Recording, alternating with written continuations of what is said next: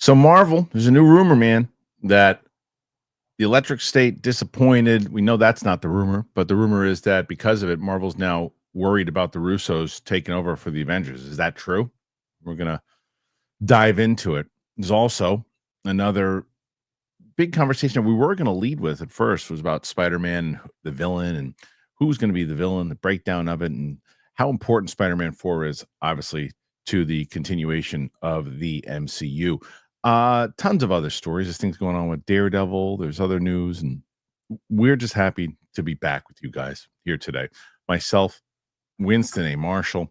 It's going to be a good show. Coy's back next week, but Winston and I are going to have a hell of a show. So let's get to it. It's Kristian Harloff Show. Capes and cows, everybody. Here we go.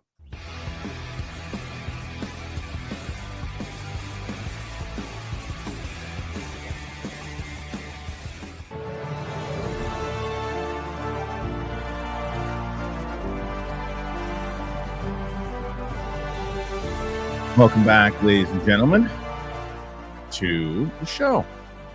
Capes and cows, everybody. It's myself here holding down the fort with Winston A. Marshall. What's up, bud? How you doing?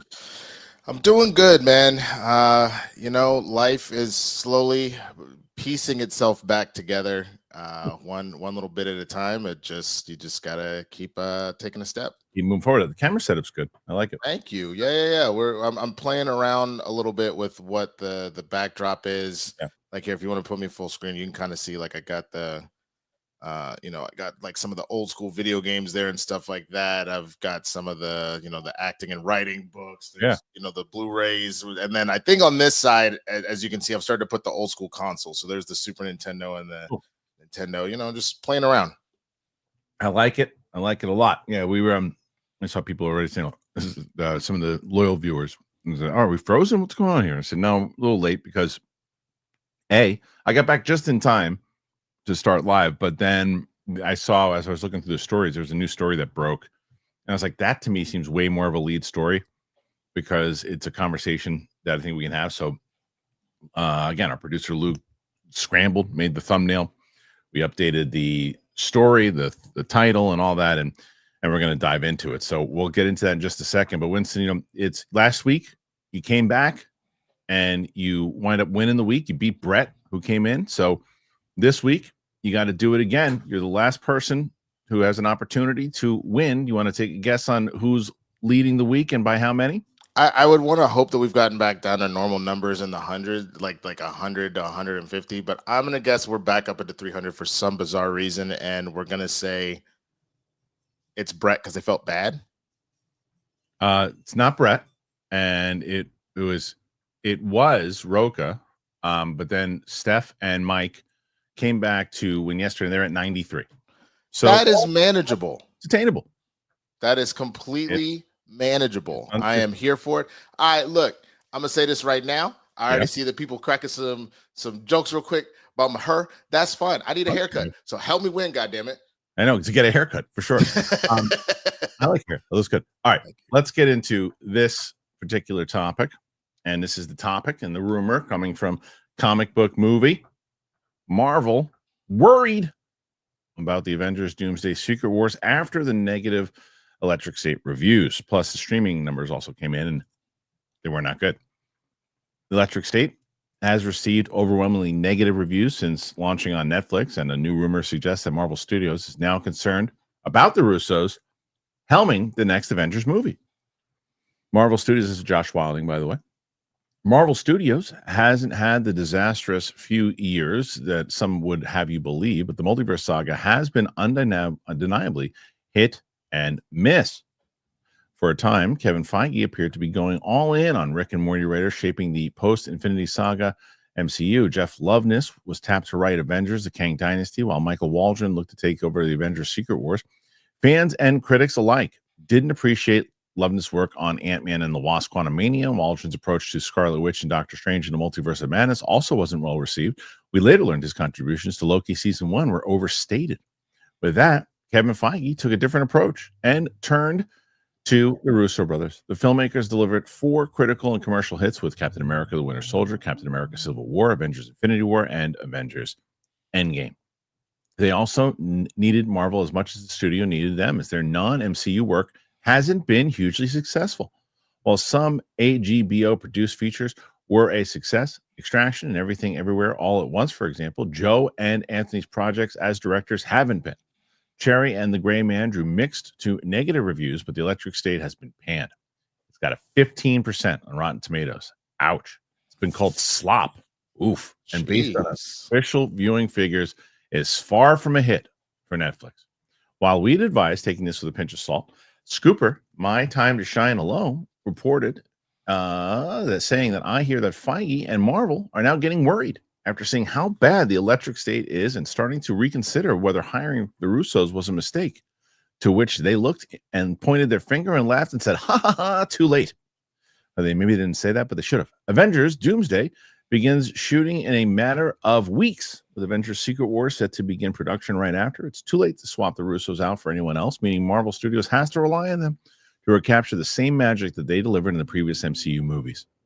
They'll be joined by Stephen McFeely. He penned both movies, The Time Without regular writing partner Christopher Marcus. It's a simple fact about opportunity, really, Marcus said, why he declined an MCU return. Oh, he'll be joined. They said they will be joined by Stephen McFeely. Oh, without. Okay, I see. Okay, so he said, when we started, part of the imperative was looking for things to adapt ideas of our own, and by luck or preference, I wound up with a whiteboard full of things, 2 series books. We had optioned a spec script, about 3 or 4 ideas, and a TV pilot that was there to be written. And this was prior to all that Avenger coming on the horizon, but it got to the point where I was like, look, I need to grow these plants or they're going to die. And Marvel is a very extremely full-time. And so I just said, let's just everybody be under the understanding that this is what I'm doing, because those movies need a brain on them. They need a guide, and I love them. So when it came to the Avengers time, I mean, you don't Avengers part-time. You don't do anything Marvel part-time. This is a years-long commitment. Okay, so a lot there. So let's start with the first part of this, Winston. What do you make of the fact? Do you think that there's any merit? And before we even do that, I got to tell you, because you said to me as we were starting this, you said, how you been this week? I said, look, there's a lot going on. I said, but we both need to get our energy ready to go. And I said, the way to do that, I said, I know how to get our energy. I already know what it is. Magic Mind, baby. Let's do it. Yeah, Magic Mind. What's you got? Sun coming in through the. I got that triple monitor. I'm moving my shit to the prompters there so I can look right at you. I'm excited for Magic Mind, and it's so funny because both Koi's like, Koi goes, Magic Mind is one of my favorites of all time, because look, it's clean energy. It basically gets you, there's no jitters. It really gets you focused. It's got good taste. We'll do this real quick. It's got like it sounds like an orange juice. But anyway, exactly what it tastes like, right? It's like orange juice. So, and if you go to magicmind.com/KH and use that code KH20, it's literally the first one that you see. You'll see what Winston and I and Koi are talking about every single week. Why do you love it? You said to me before we started, you're like, hey, I need more. Pretty much, man. And every time, I think the one thing that Koi and I have really been harping on has been the sleep version that they've put out. They sent us some of that. They are absolutely fantastic. They're non-habit forming. Some of the best sleep that I have ever had. Wow. So I got to give them props for that, just because I do struggle sometimes sleeping through the night. I'll get you more. I fall asleep easy, stay asleep the whole night. And now I'm even hearing rumors they got these little gummies too. Woo, Magic Mind cooking. So again, if you want the link, it's in the description. All right, Winston. So give me your thoughts, man, on what's going on here. Should they be nervous? Are they nervous? What say you? I mean, I went and decided to, I'm looking up at just Joe because they have them split. But I'm on Rotten Tomatoes looking at the breakdown of things. There are plenty of movies here that the Russos have taken part of, where critically they're doing great, and critically they're doing terrible. Almost every single one that they have directed, though, has had a 72 or higher. So, or as screenwriters as well. So that means that as far as the audience, so that means the movies they're making, people are enjoying. It's that the critics have a problem with them. I understand you're not hitting the same heights of having the 90 and 90 that you're getting out of Endgame, or 85 and 92 out of Infinity War. So there is some concern, but A, they haven't missed with anything Marvel. So that's the first thing that I think you really want there. And then B, to know that people are resonating with it. Again, we have talked multiple times about how there is this weird divide right now between critics and audience members. And I'm not saying that's not something you shouldn't keep in mind. but I think until you've really seen them fully blow it and audiences aren't rocking with it either, I don't think that that's something you need to worry about. People are looking for the Russos to bring that magic back to the beloved MCU. Yeah, and you know, a couple points you make there. I think the first is the only problem I have with the audience score is that a lot of times, most times, not always, but most times, the audience score is always higher than the critic score. Sure. Always. So that's harder to gauge, right? But I think your point of you know, they're making movies on that the fans are enjoying. The Netflix is putting them on. They're spending too much money on them, but that's not a Russo thing. That's a Netflix thing. That movie, Electric State, cost over $320 million.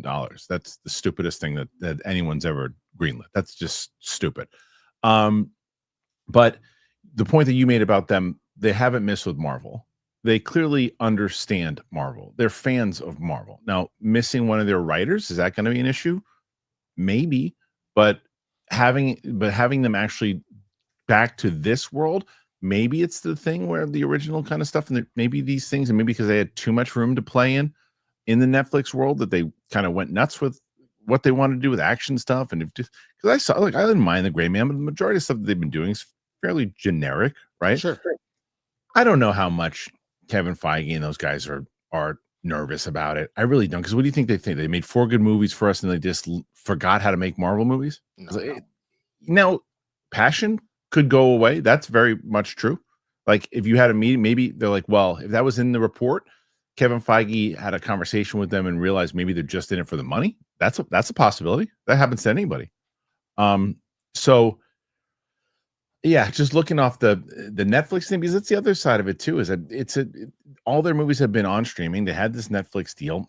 Mm-hmm. You can't really say, because one of the reason this is something that's beneficial. This is why I would say, if you're a director, make a deal for streaming, because they can't say, hey, they lost this so much money. Oh yeah, how do we know that we lost you so much money?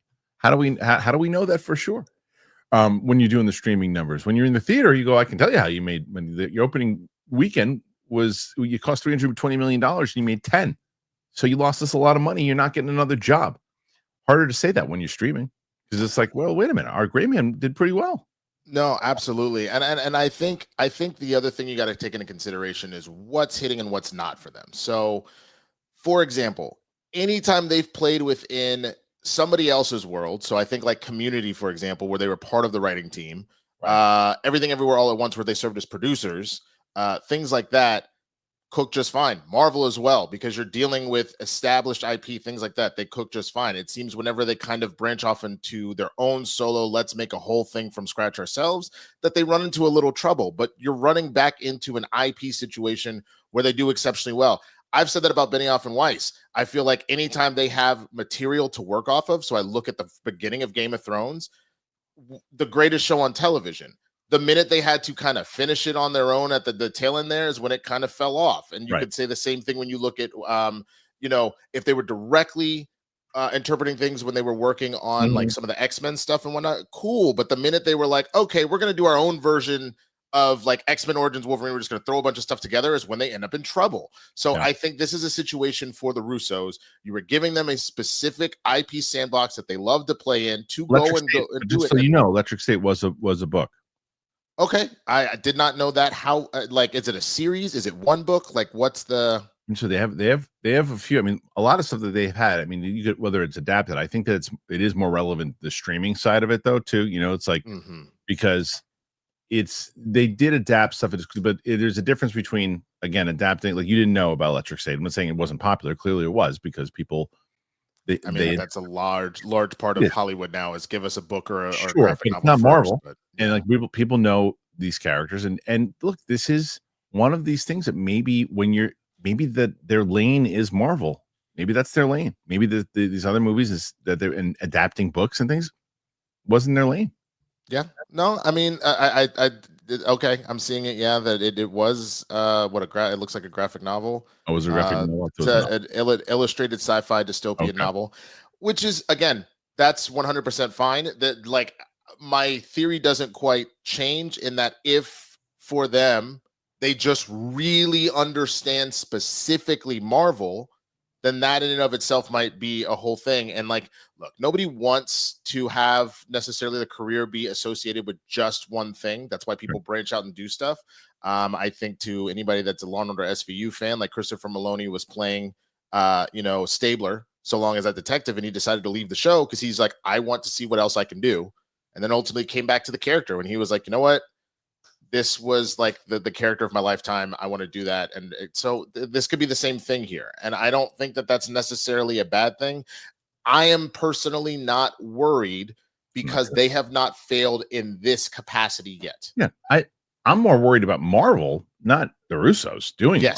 Yes. Because dude, I'm telling you, I'm doing Sam and I, obviously, you know, we finished all the Spider-Man movies. We just finished both Spider-Verse movies. We released Into the Spider-Verse today. Across comes out on Tuesday. We've already reacted. We filmed. We haven't released yet the first 3 episodes of WandaVision, right? We're going to do Falcon and Winter Soldier after that. And then I think Loki comes after. I was doing the list, and this is where I'm kind of going with this. And I'm doing the list, and I'm looking, I'm like, man, there's a lot of like duds. Like there's really a lot of duds. Like I was going, okay, so I'm looking at it now in the order. WandaVision we're going to do, Falcon and Winter Soldier we're going to do, Loki season 1 we're going to do, and then the movie Black Widow, fine. Shang-Chi people really like. I liked it. I liked the first 2 acts a lot. I really disliked the third act. Eternals, me, you, and Corey, the only 3 people who like that movie. It's one of the lowest ranked movies for sure. People do not love that movie. They almost ignored a lot of the stuff that happened in it, regardless of if we liked it. Then Hawkeye, which, you know, there's fine. It's fine. But again, nothing great yet, right? Nothing really, really good. Moon Knight, which a couple episodes are really good. That one we're probably not going to react to. Doctor Strange 2, me and you are not a fan of that one. Ms. Marvel has a lot of, I mean, the non-superhero stuff is great in Ms. Marvel, but again, not a super popular series, right? Thor: Love and Thunder is the absolute farts. Maybe the worst movie that they have, in my opinion, maybe ever. I'm really not looking forward. And I say that only seeing it once and turning it off a second time when I tried to watch 3 minutes of it. I have to now watch it with Sam. There is a possibility that the end of that reaction, Winston, that I say, hey, look, maybe this isn't as bad as I thought it was, or I could double down. I can see it either way because I have now done both of those things. Love and Thunder is worse than I remember it, and Doctor Strange isn't as bad. I still don't like Doctor Strange, like 2, but it's not as bad as I was giving it credit for. I also make the argument that No Way Home, which is a fantastic movie, is also not as high of a movie because part of that, you got to remember, a lot of times you're the prisoner of the moment, right? So and that's part of it too. I get it. But so that movie, and then right after that is She-Hulk. Yuck. Black Panther 2, which I do give them so much leeway because of the circumstances, but it's an okay movie. It's okay. Ant-Man 3 is another one that I like the science fiction elements of it. I think I like it better than most. It's another one that I could watch again and say, I haven't seen it since I saw it the first time. That's another one where I was higher on it when it came out. And then as I started the second watch through, I really did not enjoy it. And I think the thing in particular, I didn't love the fact that Evangeline was essentially not in it at all. Like if it's Ant-Man and the Wasp just ain't around. And I actually didn't really like the recasting. I didn't like the girl that played Cassie Stature. I can't remember her name. Right. I know. I seriously, Catherine Newton. Yeah, I wasn't really a fan. I like her in other things I've seen her in, but rewatching her performance, it feels kind of like a whiny teenager. And I'm not saying she's not a teenager now, but like you didn't like the direction they went with the character. Yeah, and I don't know if that's her acting or that's the direction, but I did not like how they went with her. It seems more like the direction on that one. I have to rewatch it again, so I'll have my opinion. Same thing. Could like it more, could like it less. But again, all the movies I've mentioned, I haven't mentioned anyone that we're like, oh, that's great. I think WandaVision is a really great television show. I have to revisit Falcon and Winter Soldier, but I remember liking that one. Loki season 1 and 2 are really good.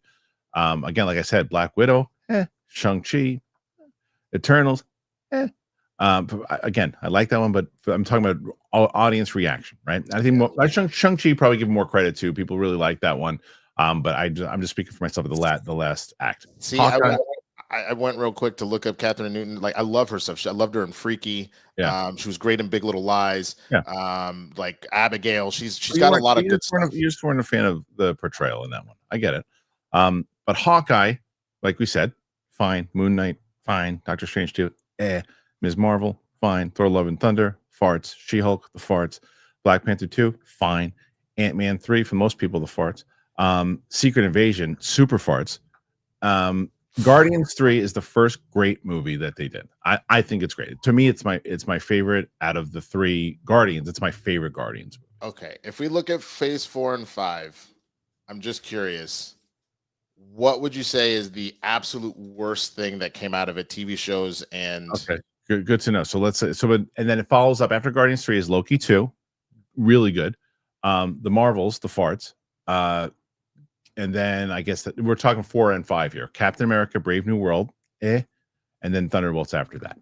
So I mean, I'm not including What If and those other things. So best show, I could split in between either Loki season 2 or WandaVision.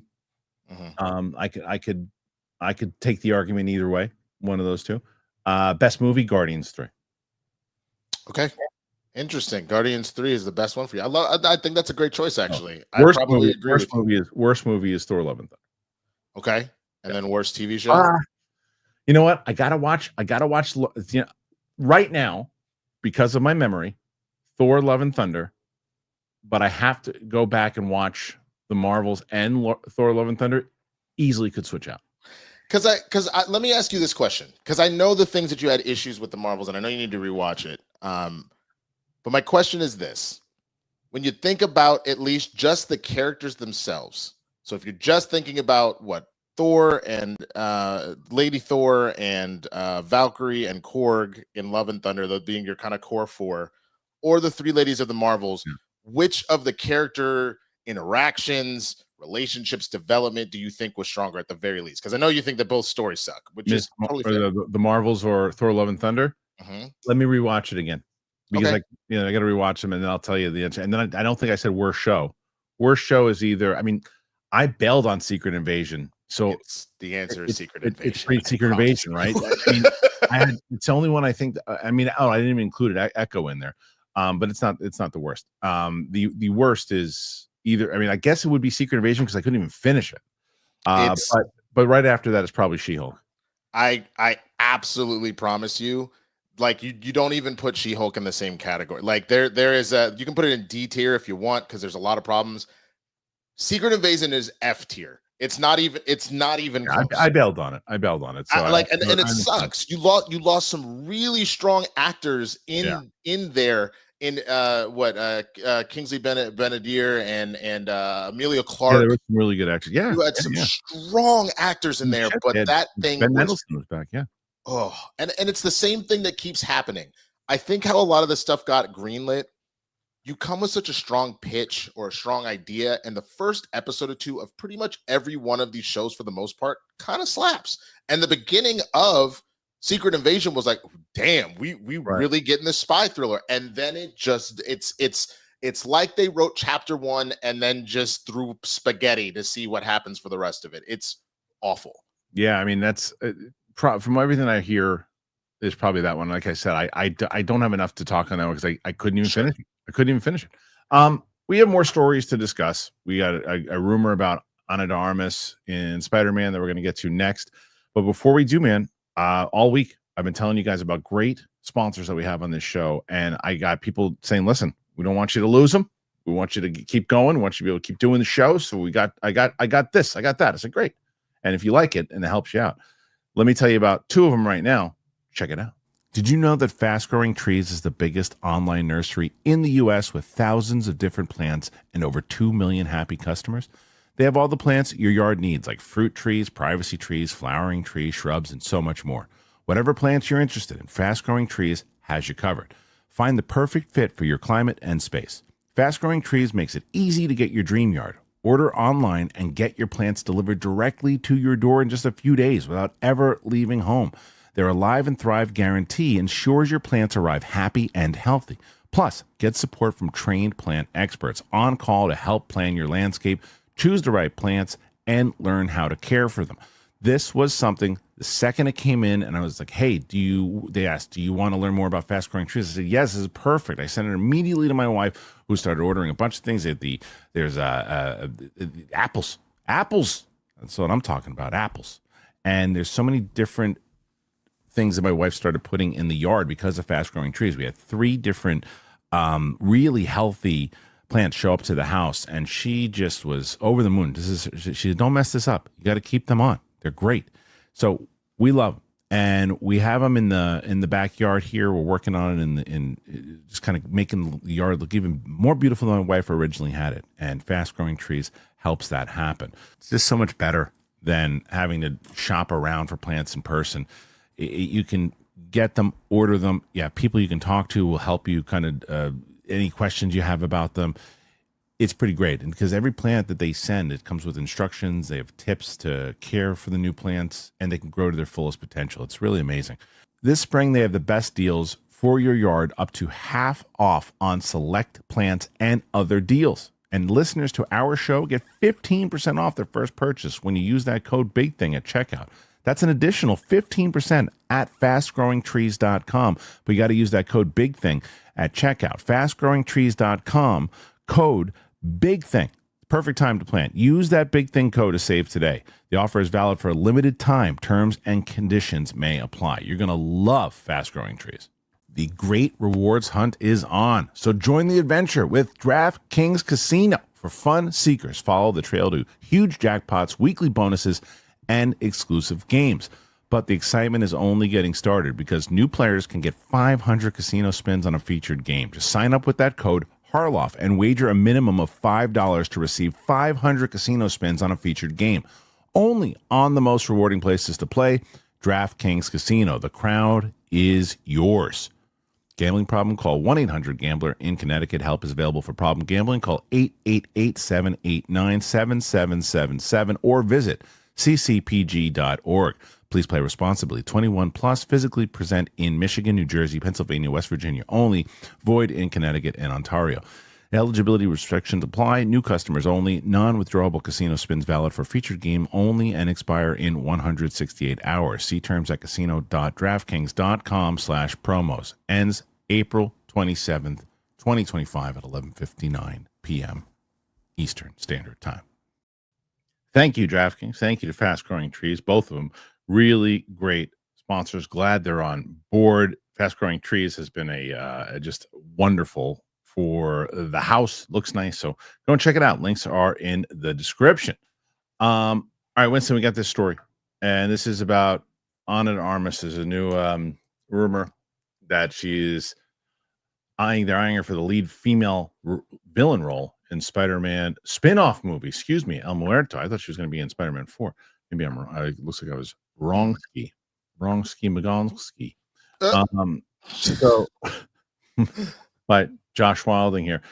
During last year's CinemaCon, Sony Pictures made no mention of Spider-Man 4, but did announce Venom 3 and El Muerto. The former wasn't a shock after the success of Venom Let There Be Carnage, so fans were hoping to see a thing a little more exciting than plans for a movie starring an incredibly obscure Spider-Man villain. Based on what we've heard, Sony gave popular rapper and aspiring actor Bad Bunny his pick of characters from the Spider-Man universe, and he decided to take a crack at bringing El Muerto to life.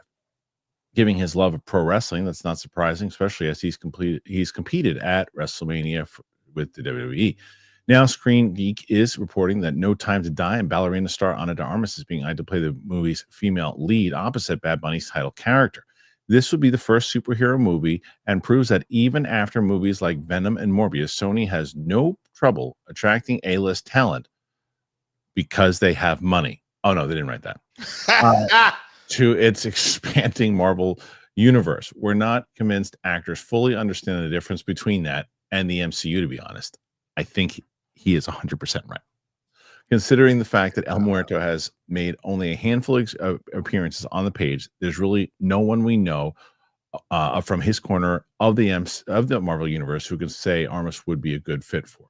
However, it's entirely possible that Sony will pluck another Spider-Man supporting character from the comics in order to give Armas someone noteworthy to play here.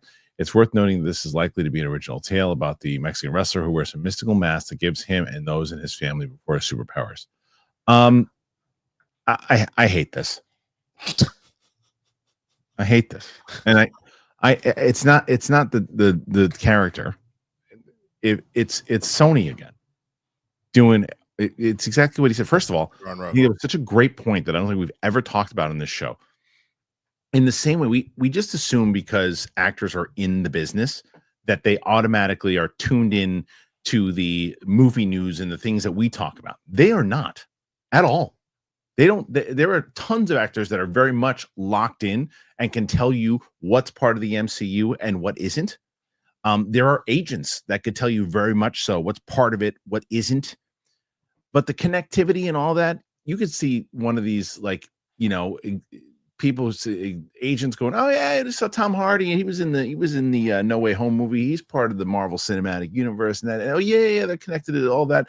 So yeah, you should do this. It's part of MCU. Oh, Kevin Feige's not on this one. How come? Blah, blah, blah. You can see all that happening.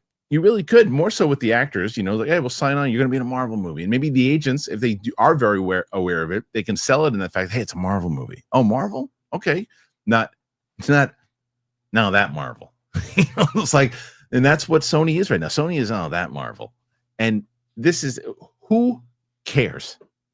Who cares? Am I wrong? No, you're 100% spot on. They should not be doing this. I'm actually kind of annoyed that they are. It to that point, I have a friend of mine who has, his career is really starting to go on the up and up.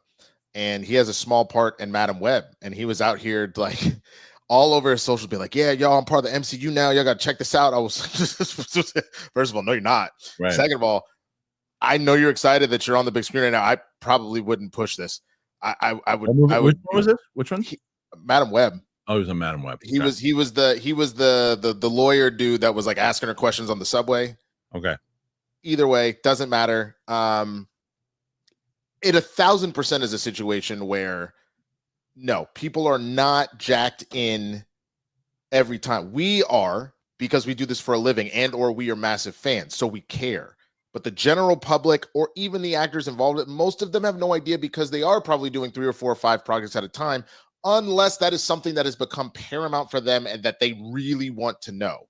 So yes, no, it's more, it's Marvel and we have a good relationship with Sony. They're not paying attention to this. Well, this might be on me. What'd you do? Apparently this article is from like 2023. Bitch, I thought I was confused. I was like, I feel like this, I've heard this before, but I thought maybe they revived it. Look at that. You're killing me. You're killing me. Bro.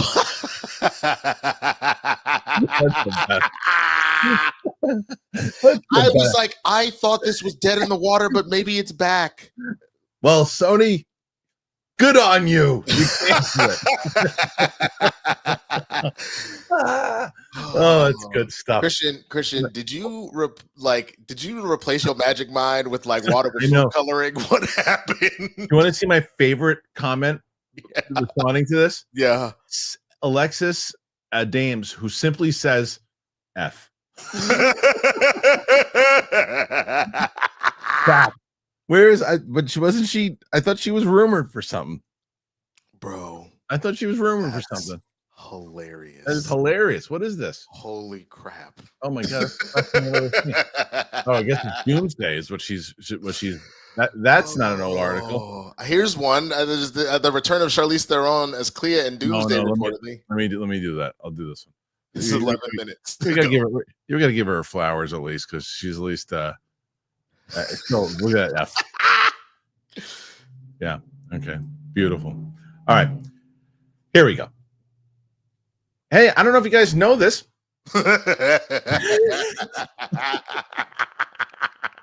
Ana de Armas has been rumored for a Marvel movie. That's right. What? Unbelievable. An industry insider recently revealed a new rumor that actress Ana de Armas might join the cast of Avengers Doomsday in a mystery role. However, Marvel Studios has not commented on the rumor. Avengers Doomsday is set for a release in 2026, and we'll see actor Robert Downey Jr. returned to the MCU as the iconic supervillain Doctor Doom. The unknown role rumored, of course, to Daniel Rickman, who says that Ana de Armas is rumored to have an unknown role in the Marvel Studios movie Avengers Doomsday. He made a post on Patreon in which he said he stumbled upon a hot rumor that isn't from a source who is from a casting group, but rather a friend of a friend. He noted that this friend of a friend claims that Ana de Armas is in talks for a role in Doomsday.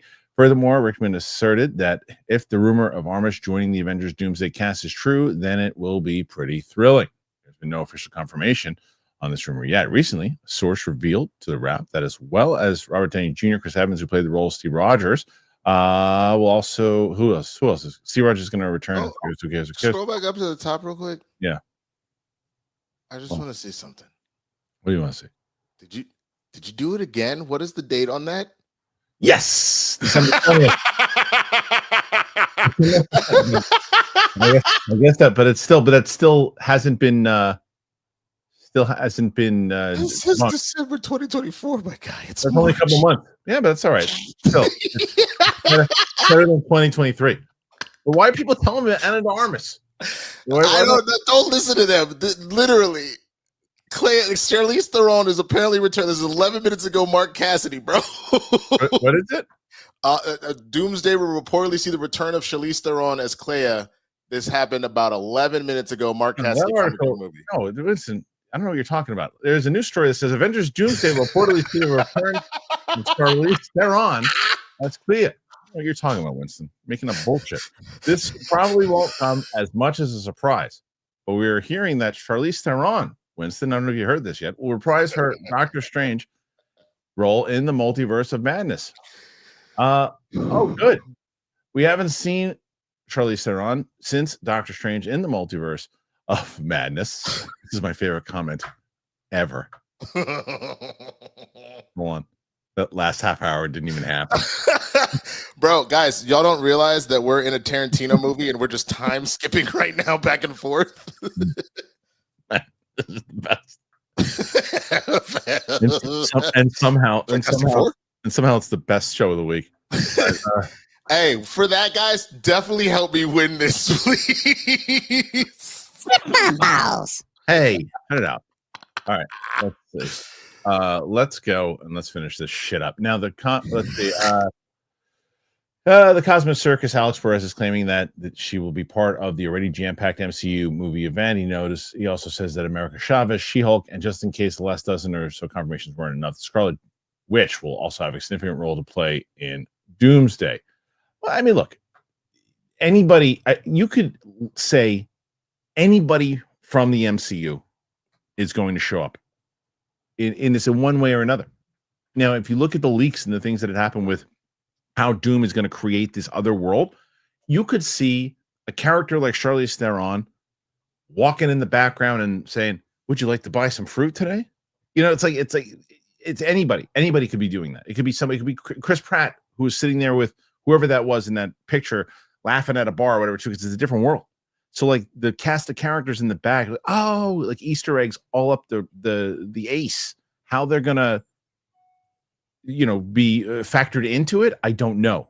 But Winston, what do you say? I will say this: the good news, this article was written today and not in 2021. Yeah, no, it dropped at 2 p.m. Eastern. Nice. So yeah, that definitely is a lot better than what you're doing. Yes. Any and everybody will probably show up. If I had to put a guess as to who might get cut, it's Kit Harington. I think everything else. The only guy that gets cut is Kit Harington, and every single person. I think that with the Secret Wars and all that, you didn't do anything with him, and he really was supposed to show up with Blade. I could definitely see Clea showing up because you just took Strange. Strange is going to be involved in all this. I'm sure she's trying to help stop whatever incursion, right? Mm-hmm. I think the other one, I think you're going to end up with Hulk's kid because we've already, if the concept art is true, then we're getting a Hulk village. So that's happening. I'm trying to think of the other stuff.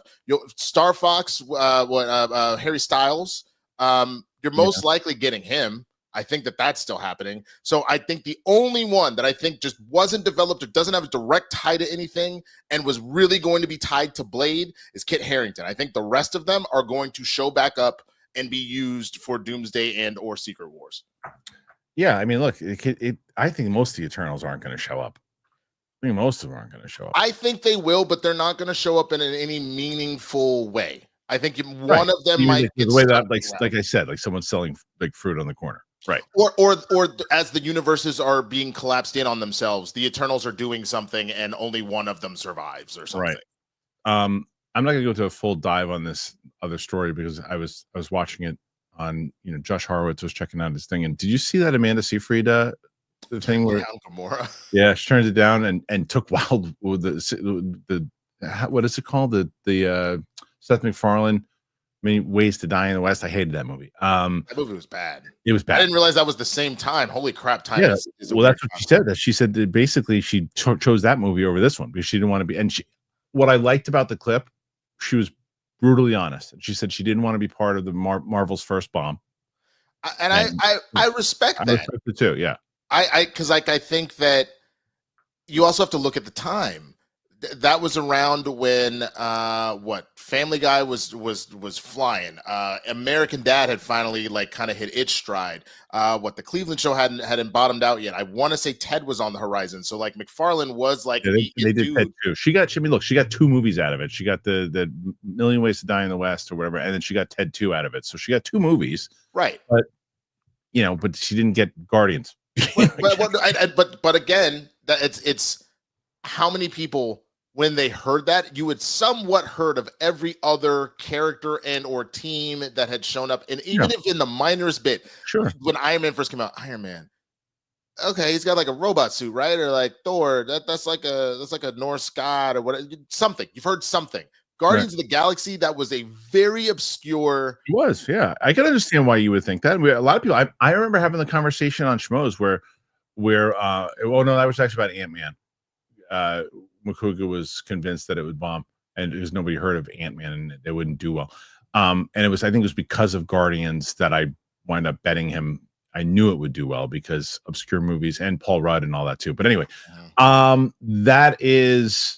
it was honesty. And the other thing that she said, she didn't want to be part of that makeup and do all that. And I wonder though, because she didn't know it was just a slip of the tongue, or she said, well, I also didn't want to be painted blue. Well, does that mean that she was in for Nebula? Or was she in for Gamora?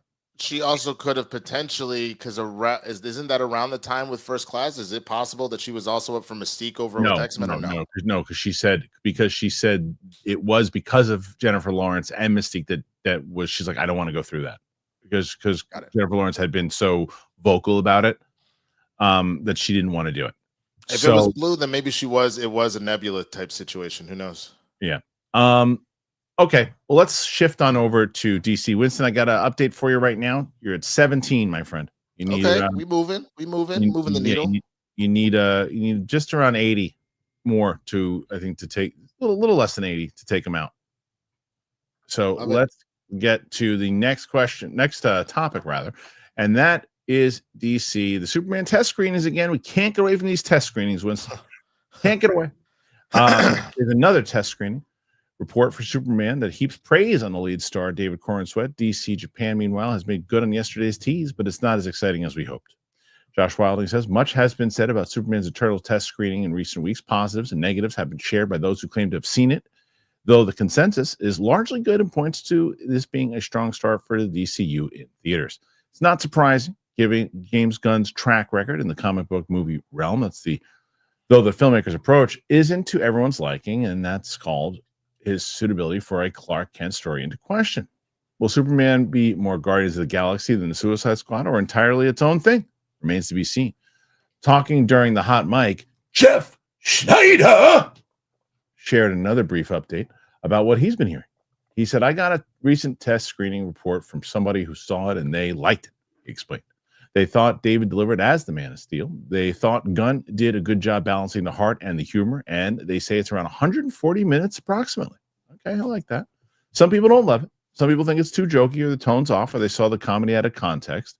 Some people really like it. There's a range of opinions. Yesterday, we started getting excited after DC Japan shared a post promising that something would arrive tomorrow. As we theorize, it was just a release date update as Superman has moved from July 18th to 11th in that country. The news was accompanied by a brief teaser. However, we're disappointed to report that it contains no new footage from Gunn's long-awaited reboot. Next month, CinemaCon remains the most likely destination for the man tomorrow to take center stage. And Superman DC is DC Studios' first feature film to hit the big screen. It is set to soar into theaters worldwide this summer from Warner Brothers Pictures. Signature style, James Gunn takes on the original superhero, yada yada yada yada. Okay, so yeah, when you hear all that, once you hear, I mean, we're gonna me, Coy. I feel like it's gonna be the same thing every time we cover this topic. It's like we just need to see it. We need to see it. We need to see what those initial reactions are. We need to see what. I'm not going to listen to the people that go to the premiere. I'm not going to listen to the people who go to special events and those types of things. I'll pay attention to the first critics that come out and see it. I'll pay attention to behavior. If embargoes are last minute, Right. if you know, people are making super grandstanding moments now of like, this might be the greatest superhero movie I've ever seen in my life. I don't need all of that. If I'm getting too much behavior where it feels like somebody's trying to hide a secret, then that is a warning sign to me as well. But I'm keeping the same energy I've kept every time we've talked about test screenings. You make a good point. Because I'm going to see a movie next week, and it comes out on Friday, and the screening's on Thursday, and they drop the embargo that night. So I don't have high expectations. Sounds like that movie is most likely not very good. Right. But if look at Captain America, right? Captain America, they did the same thing where they launched. I think the embargo dropped. I mean, yeah, I saw it. This never happens. It was like usually you can always do a social reaction. Couldn't even do a social reaction until like late at night that night when I saw it. It was crazy. They didn't have very much confidence, and that's I mean, look, that good for them that they hit just around 400 by the end of it. If they aren't lying to our faces about what the budget was for that, then great, you actually made some decent money. But if we're all doing the collective math of what it takes to rewrite and reshoot, okay. Yeah, I'm curious to see what happens. As far as the runtime, I like the 220 runtime. I think that's kind of what's needed if you're telling me that story. If there's a good balance of humor, and if it's light but with some humor, and it feels like, for me, it's always a matter of this. And I've always said this: people are mistaken when they say that I don't like humor in these movies. That's not the case. I don't like the humor when it's not earned and it doesn't seem like it's natural. Like if it's like someone throwing in these one-liners just because, oh, it'd be funny if they said it right then. That would be funny.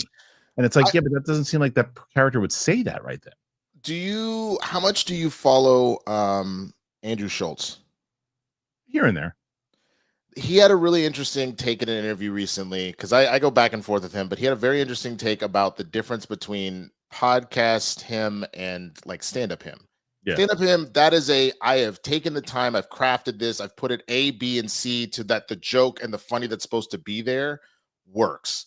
Versus podcast him, he's kind of doing shit off rip. And so sometimes it'll hit and sometimes it won't.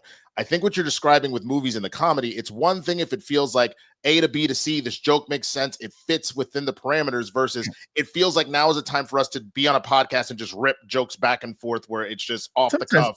Well, when you look at James Gunn, like I always use Guardians 2 as an example. Like I've grown to like Guardians 2 way better than I did initially. I think it's a good movie. I think it's a real good movie. But that movie is the least balanced out of the three of them. Like everyone has to be funny in that. Like everyone gets a joke. It's like Oprah handing out cars. Everybody gets a joke. And it's like, no, you don't have to do that all the time. Like I said, like Drax to me is so much more solid in the third one and the first one. In the second one, he's just there. He's funny, but he's just there to tell jokes. And so that's what I don't want to see in Superman at all. And that's what that felt like. Is that felt like mumblecore. That felt like it was okay. And then Drax, it doesn't understand the situation. So Dave will just like kind of say some stuff about things that are happening. Yeah. And that's what I mean. That doesn't feel right. I don't think him doing those jokes is a problem. No, it's just not earned.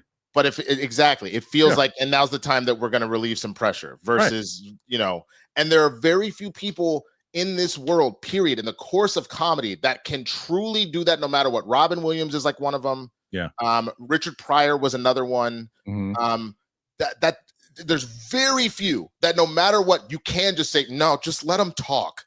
Jim Carrey at his height was another one. You know what I mean? Like, it's just not a thing that, it doesn't mean people can improvise. There are plenty of people that can, but you see what I'm saying? Where like you can, we don't need to write script here. They will handle it. Yeah. So, well, that was, again, the majority of the screening stuff has come from Snyder, and there's other things. I was watching a bunch of Hot Mic yesterday. Well, they were really diving into. Did you see the whole thing with Valnet with Collider? Oh man, you got to read this article. Umberto from the Wrap. Just the people who ultimately bought, because people yesterday were asking, what are your thoughts on the Valnet situation when you were there? Collider, were they as bad to everybody, to you, as they were everyone else? I was like, that was after me. They bought Collider from Mark Fernandez, Valnet. But it's just, it's a scathing, it's a really damaging article that was written about them and what they were doing to freelancers, this blacklist that they have and all these different things. Wow. Where did this article come out from? The Wrap. The Wrap, okay. Yeah, just look at Umberto, the Wrap, Valnet, it'll come up. And oh man, yeah, Roca and Snyder got heated on it, and freaking Snyder was screaming at one of the guys from Screen Rant on the thing, and Roca was going after Frosty. It was crazy. And I was like, but I actually happen to agree with Jeff Snyder on what they were saying, and I'll tell Roca as much on Monday. Frosty has nothing to do with it. He's like, oh, Frosty should be held accountable for Frosty. It's like, Frosty's not. He's not the guy in charge of all that company. He's in charge of Collider. He's got his own budgets and everything else too. And he's like, well, you should take a pay cut. I'm like, he's not making millions of dollars. Right. That's what people don't understand. It doesn't work like that. It's like, you should take a pay cut and pay all the freelancers. It's like, it doesn't work like that. And he says, I just don't think he likes Frosty. But either way, it's a very scathing, it's damaging, I should say. It's a very damaging thing in general. And I think they should be held accountable for it. I mean, I really do, because it's pretty bad. It seems like a significantly worse version of essentially what fell apart with Maker and Full Screen.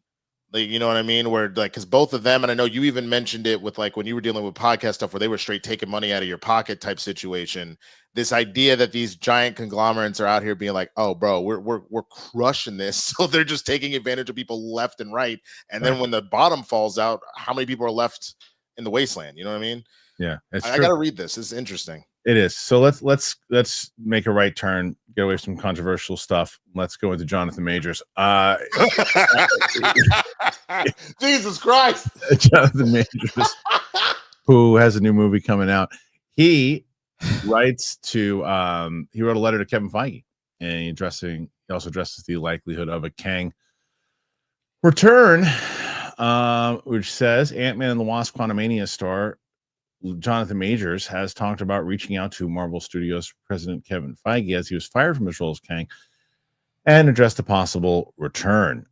Let's see. At the end of 2023, Loki and Ant-Man and the Wasp: Quantumania star Jonathan Majors was found guilty of assaulting his ex-girlfriend Grace Jabari during an incident that had taken place months earlier. Majors maintained his innocence and continues to do so, but ultimately was found guilty and sentenced to a 52-week domestic violence intervention program. That's now in his rear view, and Magazine Dreams, a movie which once generated Oscar buzz for the actor, is finally being released this week. The Kang the Conqueror actor hopes to mount a comeback, though opinions are divided on whether Majors deserves a second chance. When it comes to the MCU role, Marvel Studios parted ways with the Creed 3 star moments after the guilty verdict came in, and has since moved on from Kang, choosing to shift the spotlight to Doctor Doom instead. Variety spoke to Majors for Magazine Dreams and asked when he last spoke to Marvel Studios president Kevin Feige. He said, I wrote a letter to him, not recently, but not too far in the past. I just want to clear the record. Yeah, it sucks. It sucks. Like, boom, you get the verdict, then boom, you're dropped. But Marvel's not mishandling anything by it coming through the grapevine. I got the job through the grapevine. Kevin didn't call me and say, hey, do you want to do the movie? Do you want to be this guy? My agent called me and said it. Then an agent of mine, not my agent, got the news, turned and gave it to me straight. So I reached out to Kevin. Majors didn't reveal whether Feige responded, but did explain why he wrote to the executive. He said, I just appreciate him. I just love him. I love my time at Marvel, and I still love Kang. I'm watching them. I see what they're doing, and I'm pulling for them. If they need me, they know where to find me, or they know where I'm at. While there continue to be rumblings about Kang's story being wrapped up, the latest from Scooper My Time to Shine is that it will be an anticlimactic conclusion. Does Majors believe they'll ever ask him back? It's not in my control. I see it clearly. I understand. It's a publicly traded company. You're trying to do this. You can't have this controversy around. That's what happens when this happens. I don't hold it against them. I want to make that very clear. I'm not upset with anybody about that. I'm not upset at all. Many fans would like to see Majors get a second chance as Kang, especially as the villain. Was a huge part of Loki and Ant-Man, Quantumania. He was meant to be the MCU's next Thanos, but as things stand, his story has ended with little fanfare and many unanswered questions. Okay, so, I mean, look, I will tell you this. This is A, good response, B, the needed response. Like, this is what he needed to say, and it was a good response. He's like, if you go out there, you're trying to make a comeback, and you start shitting all over Marvel and saying, hey, blah, blah, blah, why is this person going to do that and I can't do that? Let Twitter do that for you. You know, you don't need to do that. And he's playing his cards right. It'll be a while before he gets a big, huge studio movie. But if he has interviews like this continuously and does stuff like this, he'll get another shot. I mean, look, I think the one thing you got to do is take it outside of everybody loves to compare him to Robert Downey Jr. because of what Robert Downey Jr. meant as far as the face of the MCU. I don't think that that's relevant because of time, the crimes committed, etc. I think if you're going to do that, then a closer comparison would potentially be to Brolin or Renner, who have had stuff on record and all that. At the end of the day, the big thing above all else is that audio coming out is not great. I'm sure you heard about that. All of that is bad. Which one? Say what? He had audio come out early. Majors did recently. Yeah. Uh-oh. It dropped earlier this week where he was on video or on being recorded talking to Jabari and essentially being like, you know, I aggressed you. And she's like, yeah, you choked me and slammed me up against the wall. He's like, that falls under the category of aggressed.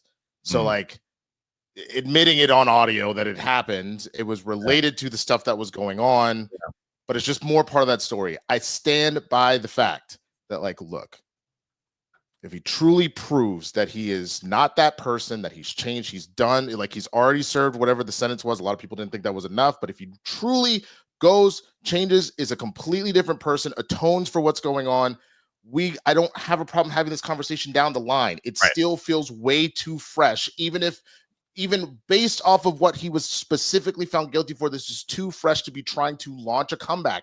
That is weird to me. Yeah, just because of that. But there's two sides to that too. There's a comeback and there's working. Sure. Right. Now, you're doing movies like this, which you already shot beforehand, but if they're smaller films, he's getting jobs. He's got to be prepared that no studios are going to want to work with him right now. Right. Oh, he just has to be. I do. And look, I like Gottfried as a comedian. I think that he's talented. From what I hear, he's a nice guy. I could not stand the post that he did. I think it was like a year ago when all this stuff was going down. Robert Downey Jr. versus him. It was the stupidest post I've ever seen. Like, how come Robert Downey Jr. got a second chance, but he doesn't? Because Robert Downey Jr. was damaging his own self and continued to damage himself. And he didn't have a comeback. He was not even allowed to be on the set. They didn't want to insure him. His friends had to fight for him. It was the stupidest argument I've ever seen in my life. But that was a while ago. Doesn't matter. Point is, I agree with you. If he can continue, you know, if you can clean yourself up, you can get things right, and you get a second chance down the line, whether it's 5 years, 10 years, time will tell. All right, guys, what do you think? Do you think he should have a second chance? No second chance? What about all the stories that we talked about here today? Please let me know. We're going to get into the questions in just a minute. Did you know that Paul Giamatti's going to be playing Batman? Motherfucking Batman! Well, that from 2023. 2023. Before we get into it, Winston, do you have Turtle Beach? Because you do gaming. I do game. Do you have Turtle Beach headphones? No. Do I need to get them? You certainly do. I'm going to tell you about them right now. Guys, check them out. And of course, hey, Mando. I've had BS headphones for when I was playing games on my Xbox forever. And I said, I have to get something great. Well, guess what? You know that feeling that you get when you're booting up your favorite game for the first time? You're like, turning it on, you're like, ooh, here we go. The late night sessions, the epic wins, the sound of the lobby filling up with friends. Gaming, it just wasn't something you did. It was a whole experience. And the right headset makes all the difference. Turtle Beach is bringing that feeling back with the Gen 3 Stealth 700 headset. It's like stepping into the golden age of gaming all over again. Only this time, the audio, it's richer, the surround sound is more immersive, and the battery lasts an insane 80 hours. No more crackling mics, no more missed callouts, just pure, uninterrupted gaming, exactly the way you remember it, but better. For a limited time only, you can get 10% off your entire order if you use the code Kristian at turtlebeach.com. Don't miss out. Stay warm and level up your game with 10% off at turtlebeach.com. Use that code Kristian. This is what I did. I got the thing, put it on. I've been playing the Indiana Jones game. I've been doing these other things, and I just like... Sound for me is the most important. You guys know it. I talk about music and movies all the time, but surround sound to me and the way that it sounds especially when I'm playing a game, all the little things that you miss when you don't have headphones like this, that's what these Turtle Beach Gen 3 Stealth 700 headsets do. They're the best. You'll love it. You got to head to turtlebeach.com, use that code Kristian one more time for 10% off your entire order. That's 10% off your order at turtlebeach.com. Use that code Kristian. They're going to purchase it. You're going to purchase it. They're going to say, hey, where'd you hear about us? You got to support our show, and you have to tell them that we sent you. Get the ultimate immersive gaming experience with Turtle Beach today. When you get these, I really want you to not only tell them, but then come back and tell me, what did you think about them? I think you're going to love them, and you're going to go, I'm never going back. Turtle Beach. It's springtime, and spring cleaning is coming. It's happening in my house. We're getting rid of old toys and other things, too, and, well, giving them away to places. But things you just don't need, you start moving them away. And I'm excited to get rid of all the old deodorants that I've had, Gonski, because as I've been telling you forever, I use MANDO. I love MANDO. I've been using MANDO whole body deodorant, and it's just a game changer. They are the founders of Lumi. MANDO whole body deodorant is helping men conquer their odor in a new way. I like it because it's natural, makes me feel good. It's noticeable that it's working, and that is exactly why I love them. You can use them on anything. It doesn't matter what you pitch, your arms, your legs, your nuts, everything. It's the best. Hey, you get stinky nuts? Not anymore? Use MANDO. It'll help. There's a special offer. New customers get $5 off a starter pack with our exclusive code and link. You got to use that code Kristian at shopmando.com. That is SHOP Mando.com. Love MANDO. Really love MANDO. Love using them. I would suggest using the bourbon one. There's so many different ones that work, so many different scents. So check them out. Browse on the site. Use that code MANDO. Hey, MANDO. All right. So if you want to keep the show running like you have been in the past, you guys know that getting the sponsors, if they're right for you, does just that. I gave you Turtle Beach, gave you MANDO. So there you go. Links are in the description for both. Winston, you want to hear something that I hope it warms your heart.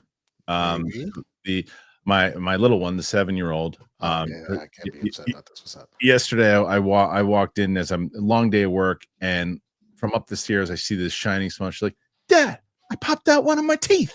She had like a loose tooth, and I go. She goes, "Tooth Fairy's gonna come." I go, okay. So this morning, she goes, "Dad, look what Tooth Fairy left me." And she's like, we left her like a buck or two in the bag, and like this little and floss. And she goes, and she looks, and she goes, she left me some. She left some money. She goes, "Monies. I needed some monies." And then she goes, "What?" She goes, "What's in?" She goes, "What's in here?" She goes, "What's this?" And she opens it up, and she goes, "Oh, it's floss." She goes, "You know what? I really love that Tooth Fairy. She's so nice. She's so generous." She's like, "I love Bro, that." I hope that she comes out of her shell one day and decides to do stand up, because she would crush. Oh, she's like just knowing her temperament and how she acts in that regard. If she can get over her not really wanting to deal with people, she would be a fantastic stand up. She's hilarious. She was like singing songs yesterday where she was drawing and just like annihilating. Like just annihilating. I was laughing my ass off. She found this song. And I asked people to look it up. It's "Go Banana Go" is this stuff that she listens to, and she found this song called "I'm Bored," and it is her theme song. It really is her theme song. Just listen to "I'm Bored" by Go Banana Go, and you'll learn my kid really quick. All right. Okay, Winston, you said you got some stuff going on in the channel. You're working on it right now. I am. And so what's up? Yeah, so on March 30th, that's the big thing going on right now, no pun intended. I will be doing a marathon stream. So I did get my car back. It is running very well. Thank you to all the well wishers. I am now officially broke. So we are going to be doing a marathon stream for 12 hours. That is on March 30th. It's a Sunday. We're going to be doing everything from playing games, doing Jackbox, Q&As. I'll have some guests on there. We'll watch some movies together. It's going to be a good time. So don't miss it. YouTube.com/swaggyblurred, Twitch.tv/swaggyblurred. Come and hang out. Other than that, tonight, my lady is going to a concert. So I'm just going to freeball it. We're just going to have some fun. We'll talk about a few stories, play some games. It'll be a good time. So come say what's up. Well, there you go. Right now, you have to catch. You've got to catch. What's his face? Kalinowski. That's his name. And Steph Sabra. They have 93, I believe, is what I said. Correct. Yes. You have 25. You need. Okay. You need just around 70, 68 or so to tie. In about 45 minutes. It's doable. It's definitely doable, y'all. Let's see. You did it last week. Help me out. I would greatly, like I said, I'm still broke. So I would definitely appreciate it. Get a bonus if you do it. Here we go. Shay Markel. I've been saying this on every reaction in Spider-Man now. Back to formula. Hello, Harry.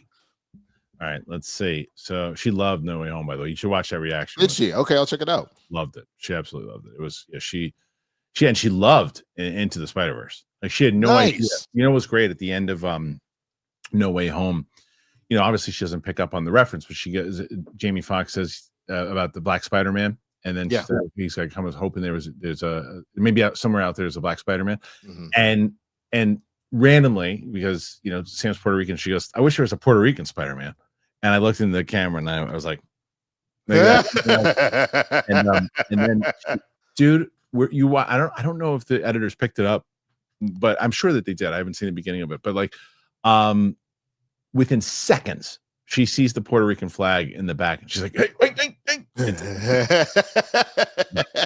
I don't watch Seinfeld, but I'm familiar with the Puerto Rican Day episode, man. Just right. Bob Frapples. Hey guys, with the baseball season starting, I want to congratulate Winston on his insert team name here on winning the 2025 World Series. Very, very that cute. Is the best. That's adorable. That is good. Winston Winston is going to be a fan of whoever wins this year. We'll see. He'll go to the parade. Absolutely adorable. Yeah. TX Rogue Driver. Hey guys, hope all is well. I want to know your thoughts on Disney working on the Power Rangers TV show. I did hear about that. Yeah. They said the same people who are doing Percy Jackson doing it. I mean, they righted a lot of wrongs with this Percy Jackson series. It sounds like I don't really rock with that franchise all that much, but I've heard that people really liked what they did on the second go round versus what was originally offered up.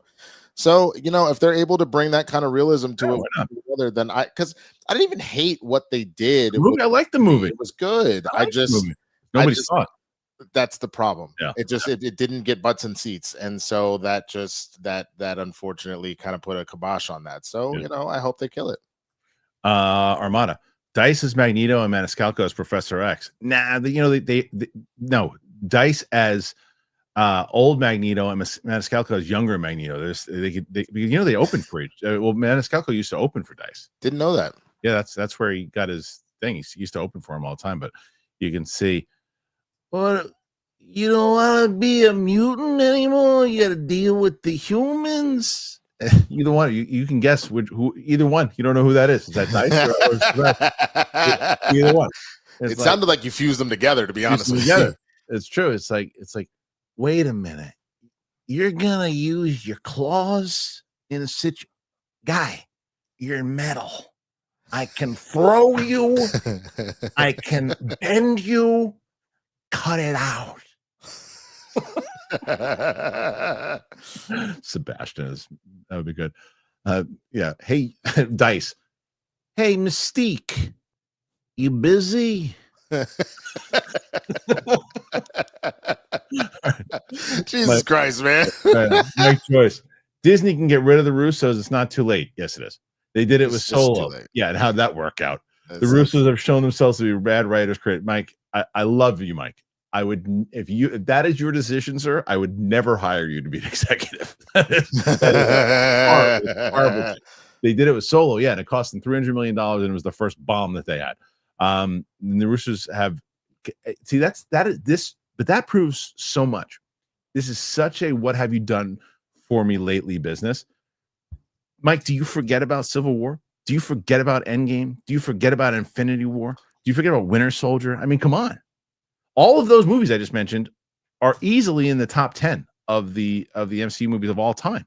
They're four, some people argue, are the four best. Like, not just top 10, that they are the four best. Right. Easily. So no, Mike. I love you to death, my friend, but no, that is if they got rid of the Russos now, that would be disastrous. Armada, question: Cat Williams in the MCU, when? Who's he going to play? Who could Cat? I would love for Cat to be some random. What? I can't even do my Cat anymore. Can't do your Cat anymore? It's in there. I need to. I need to think. I need to think on it. No, that used to be good. I gotta practice some more. All right, old man Mike. Hey, buddy boy Winston. You think you can beat me? I've been Bates. I've been Jack Sparrow. Only motorized old ladies at Disneyland can knock me down. Do you know that story? No. Oh my God, we've told that story so many times recently on the air. But like, I'll tell you the short version of it is that when we went to Celebration, we went to Disneyland. We were there all night. Me, him, and Steph. And as we were coming back, there was a lady in a motorized, like one of those motorized things across the way, and we were on the other side of the street. And the three of us were talking, and out of nowhere, here comes this woman. She doesn't beep. She doesn't say, excuse me. She just goes and runs right past Mike. And Mike goes right into a bush. It was the best thing. It was the best. Steph and I were crying, laughing. It was the best. It literally was the best thing I've ever seen. We were crying. Steph and I couldn't get words out. It was the best. Armada, Arnold versus AI segment, please. I don't know if I can do that right now, but maybe we do one where Arnold could argue against AI. That'd be pretty funny. Were you here for was that? Oh, that happened on Monday, I think, the first time. I don't want to overdo the bit. We've done it 3 times this week, but are we back to what we were doing at SEN where we're doing impressions for shit? No. Oh. This was Big Balls was he was debating against AI this week, and we did it 3 times, and I'll do it next week. We already done it a bunch of times. I don't want to overdo it already. The audience already is like, okay, don't kill the bet, which I agree. Go pal. One of my best friends I grew up with is having a wedding reception tomorrow, so that'll be nice. It'll be really nice. Wedding receptions are fun, man, especially if it's a close pal. Mm-hmm. Yeah, have a good time.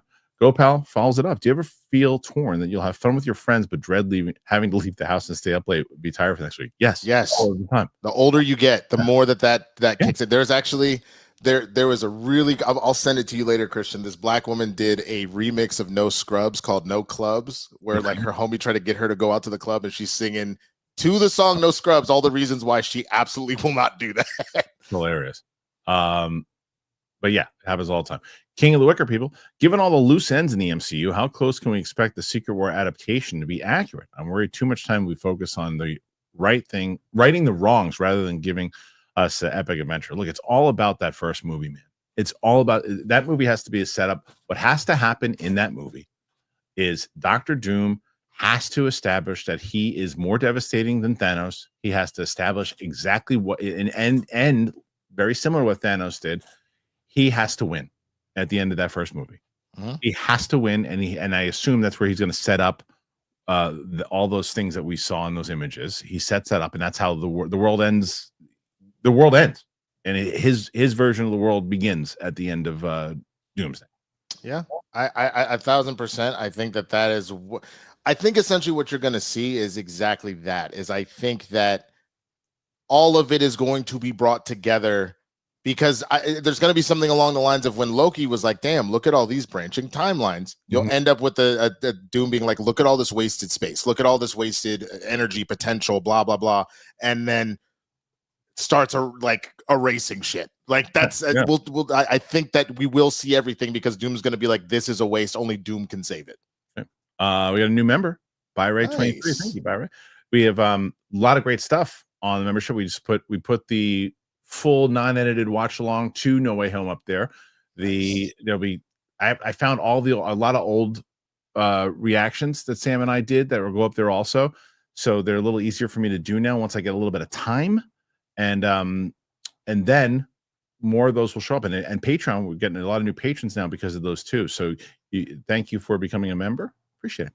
Alex could not agree more, Winston. I love Catherine Newton. I just can't stand her portrayal of Cassie. I'm glad they got the Wiccan's portrayal right.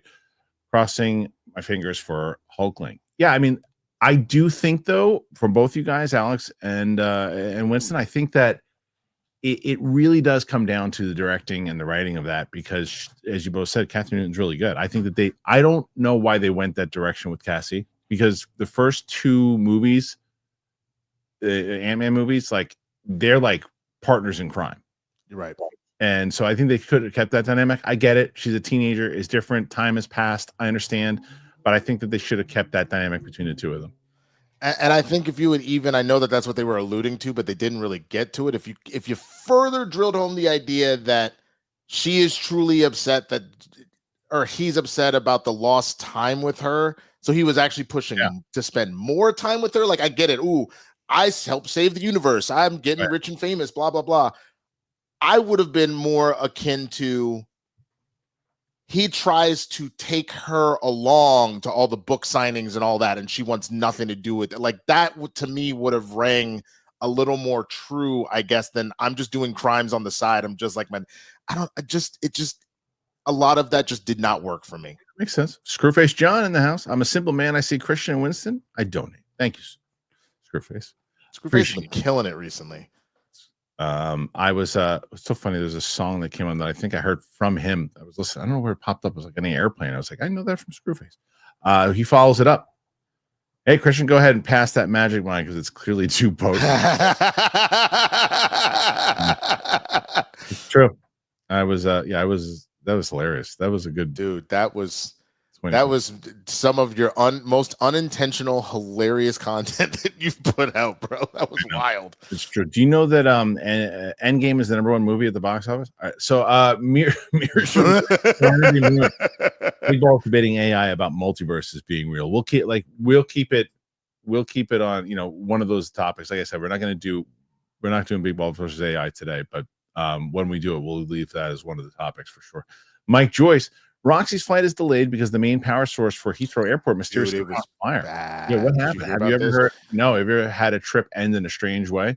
There was a fire at Heathrow, a very bad fire that they ultimately were able to get under control, but it stopped all of Heathrow's flights, which is then having a ripple effect across the globe. So I don't know if there's anywhere that you're going in particular, but if there's anybody that you know that's supposed to be flying somewhere, it's supposed to kind of put a delay potentially but maybe a day or more for any sort of plane that would have been involved going internationally. So if your flight was just going, New York to Philly, whatever. But if your plane was involved with some sort of like international, it's going to mess with everything. Yeah. So unfortunately, it looks like nobody was hurt, but she's going to be there for a while. So yeah, I'm hoping. How long did they say that she's going to be delayed for? A couple of days? Not sure, because this all kind of went down, I believe, last night. Okay. Last night London time. So as we were in the mid-afternoon, getting ready to go into nighttime. So I'm not sure yet. Okay. As far as having your trip end in a strange way, I can't think of anything off. You? Can't think of anything. Well, I mean, the trip didn't end right away, but I was on a vacation with an ex in Costa Rica, and I found out about 3 or 4 days in that she had been cheating on me with a coworker. Oh, that's nice. Because it was a trip that she had won through work. Oh, and they gave her a GoPro, and we'd done all this like zip lining and all this crap, and I was like, oh, let me download some of these videos to find that she out here in the draws with this dude. I was like, oh, that's cool, nice. Awesome, and I got to stay in the same bed as you for the next 4 days. Oh, you didn't have to stay in the same bed. Yeah, but I wasn't gonna. Off principle, I made her sleep on the chair.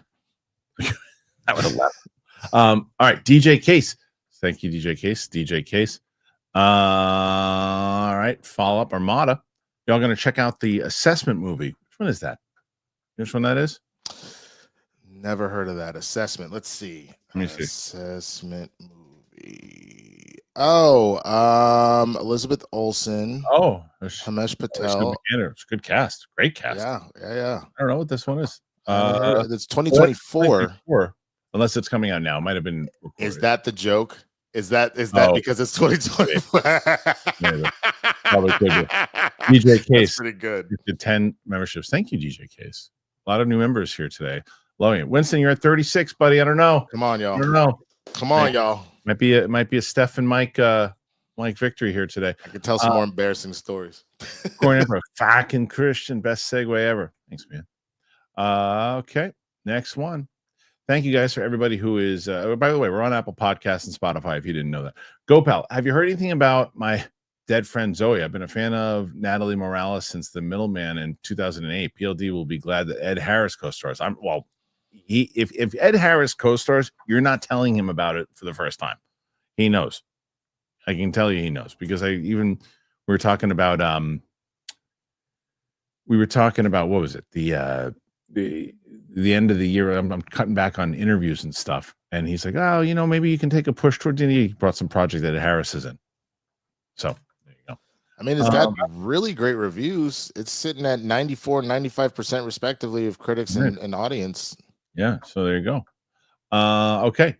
So now currently at 39 questions with Big Bang OT4. Severance finale was bonkers. Please, no 3-year wait. I'm still behind. I am behind too. I'm so bummed, Winston, because I'll tell you what, I love that show. I love that show. And I was so locked into season 2, so locked in. And then I got so much hype in this one episode, the Gemma episode. Did you see that episode? I am behind. No. And everyone was talking about how great it was. And I was like, eh. And then because everyone said it was so great, I'm like, I don't know. And I haven't been able to lock in the same way. I got to take time and finish it because I love the show so much. Right. But I just didn't dig that episode the way everybody else did. And someone wrote to me, it's like, oh, there's so much stuff happened. I was like, oh, maybe I didn't finish that episode. And I think I did finish it. I feel like I did finish it because the next one's like a Patricia Arquette episode, and I started. So yeah, it was too much of a wrap it up thing for me. Sure. In that episode. I get it. Kenny King. I prefer Jonathan Majors with the DCU stronger future. That'd be interesting.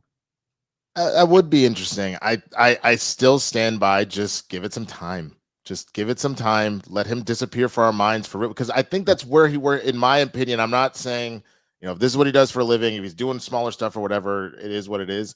I think the more he keeps putting himself into the spotlight, the worse the longer this is going to take.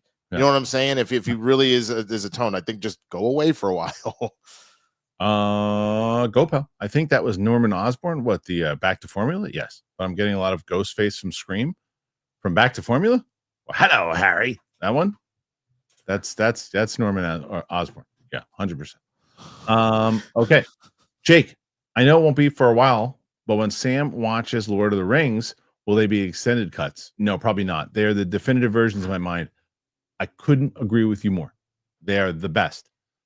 But watching for 4 hours with Sam in the first one, remember, she doesn't want to watch them in the first place. No, don't. So to get her to lock in, I can get her to lock in the 3 to 4. I posted the movies that she's going to be watching after the MCU, and I threw Star Wars in there. She's like, "Hey, wait a minute." She goes, "I never agreed to that." And I said, "I'm telling you, Star Wars will do well for us." And she's like, "I don't want to watch Star Wars." She's never seen any of them, so I don't want to watch them. And I was like, "I'm telling you, you got to watch them." Yeah, she's gonna have to watch them. I understand, but she's gonna have to watch them. That's like a non sequitur or non-starter. That's what I meant. Armada Maniscalco being the Chipotle moves as Magneto's like, get out of my lair now. Take the blue beast or whatever he is and make sure you clean up the shit. And why is that guy so fast? All right, DJ Case support. DJ Case support. Thank you, sir. Big Bang OT4. Could the new Star Wars head scrap Kinberg trilogy with their own film? Probably not. Kinberg is very well liked in the studio system. He's very well liked in the studio system, so probably not. And we don't even know if there is a new Star Wars head. So let's put a freeze on that. Yeah, put a kibosh on that for a while. Casual Scroll just rewatched the Edward Norton Incredible Hulk, and I got to say that Hulk wouldn't have given Thanos that fade. But he didn't. Hulk didn't give Thanos anything. Hulk got his ass whooped by Thanos. I think. Wait.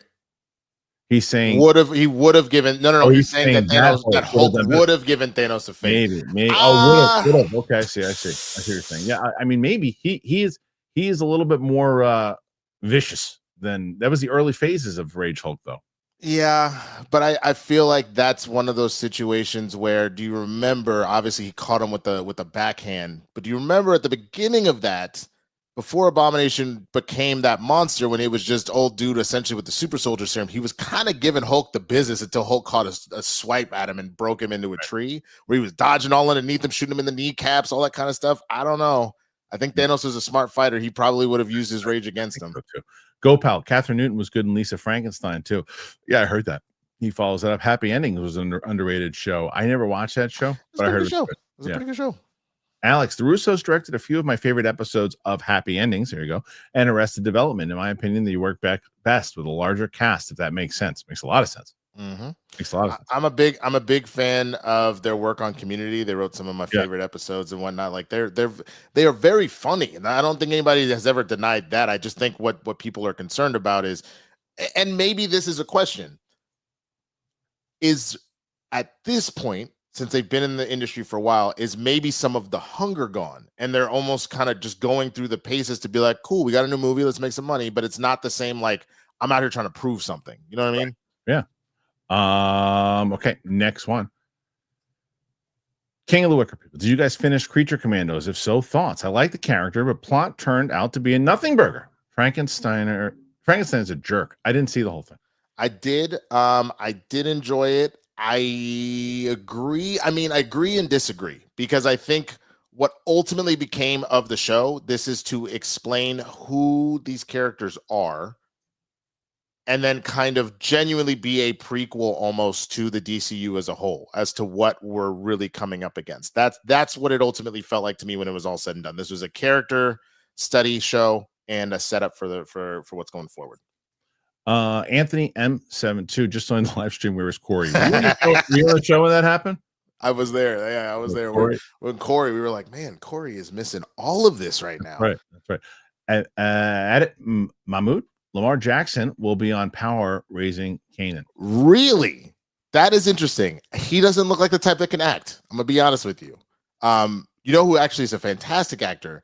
Kendrick Lamar. Really? Yeah, you've never. I would assume you've never seen Power. That doesn't seem like a type of show that you would watch. Why did you say that? What are you insinuating? Because you're white. Right. That's what I was hoping. All right, go pal. My friends and I take a long weekend trip the last few summers. Last year, it was the same weekend as the CrowdStrike outage, which made the return fun. Oh man. Oh damn! I forgot about that. Yes, that's oof. It's me, Steve. Thoughts on the WrestleMania 41 card so far? Also, Fly Eagle, stop that. So, as far as I mean, look, the main event right now, they're doing everything that they can, and it is smart. You're going to get non-mainstream people to tune in to watch that. A bad guy, John Cena versus Corey. Yeah, it'll be good. Cody Rhodes will be something that people are going to tune into. I think Jey Uso versus Gunther is a terrible match. I don't think that it is relevant at all. I think they're going to do a triple threat match that works really well. There's 2 triple threat matches that are going to work really well. So I think that it's shaping up. It's shaping up right now. Okay, go pal. I also wait a minute. Can I ask? Is it true that John Cena went heel? I am convinced that you don't listen to me when I speak. Yeah. I literally just said bad guy John Cena versus. Did you not get the call back to you jumping back in time, Kristian? That wasn't that. Was not a callback. You're a good actor, but that was not. Come on. No. Go pal. Ed Harris will always be Generation Francis with the Congressional Medal of Jesus to me. Okay. Well, I think that I wish PLD was here to talk to you about it. He loves you right now, Go pal. You have no idea. Dane Smith, watching a little behind, but I feel the official tomato meter should be changed to slaps or farts. Good day, sirs. Slaps or farts. The world will be a lot better. How was that? Oh, that movie that came out, oh, it slaps. And that one, it's the farts. Oh, okay. I see that. It works. What if they change it to slaps and farts, though? Why not? No, I'm saying, what if they change it to slaps and farts instead of the tomato meter? Yeah, what if they change it to tomato meter instead of farts and slaps? Anthony M72, do the delays and issues around Batman 2 at all increase the chances of Pattinson joining the DCU? I don't think so. I think that ship has sailed. I think that everybody's kind of over it. They're either gonna, if there's one more delay on the Batman 2, like Blade style, you're never gonna see it. Dancing Dog 60. Who comes out of the cancellation first? Jonathan Majors, Johnny Depp, Birth of a Nation's Nate Parker, or Kevin Spacey? Getting out of cancel is hard. Johnny Depp. Depp, because of the star power of what kind of went on, things like that. Hold on. Let's see. Hold on. Where is I say Johnny Depp because he was proven well, not proven, but he wasn't proven. He wasn't guilty in that one trial afterwards too. So yeah, I think so. King of the Wicker People. Kristian, how you feel about that episode is how I feel about The Last of Us. I never got the hype of the game, so I never bothered with the show. You should definitely watch the show. You should watch the show. The show is fantastic. Unless I really, really liked The Last of Us, man. I really, really, really liked it. And I'm actually curious because we're still a year away from season 2. It's not coming out to 26, right? No, it's this year. It's this March. Year? April is season 2. Oh, it's in a month? Yeah. Shit. Yeah. Color me stupid. There you go. So this is I'm excited for that show, man. I love that show. Mm-hmm. I can't wait for season 2. So okay. Let's see. All right, let's I did the first thing I looked up. It's coming, and I guess in a recent interview, Bella Ramsey says that she was diagnosed with autism after the first season. Oh wow! And then that actually opened up a lot of things for her, for them. They fully understand themselves now. Okay. Darth Vader's burnt asshole. The argument made for the Russos could be made for Taika. Bro made one bad movie with Taika. Okay, bro made one bad movie with the rest being beloved, and now no one wants him. No one wants him is not true. Now, if you're talking about fans, then maybe fans have turned on him a little bit. That's true. With that, because that always happens. He's getting hired and working all the damn time. Plus, that movie made almost $1 billion. So he also has other things to do. Like he had Time Bandits as a TV series. He's still working on What We Do with the Shadows.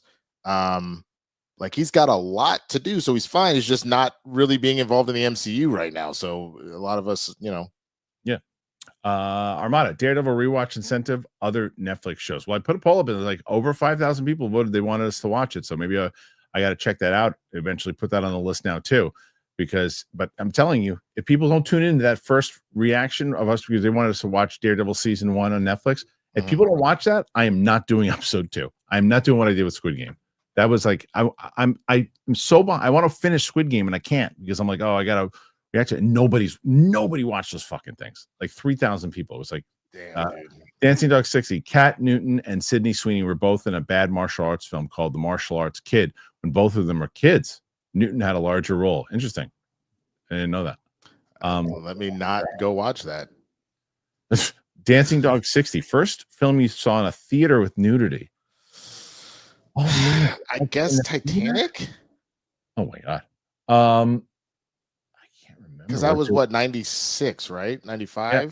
It was the 80s movies, man. So like 80s movies, like there were boobs in PG-13 movies all the time. So I don't know. Maybe Vacation, but I didn't see that in the theater. I don't remember. I mean, I saw Commando in the theater. There's definitely movies in Commando.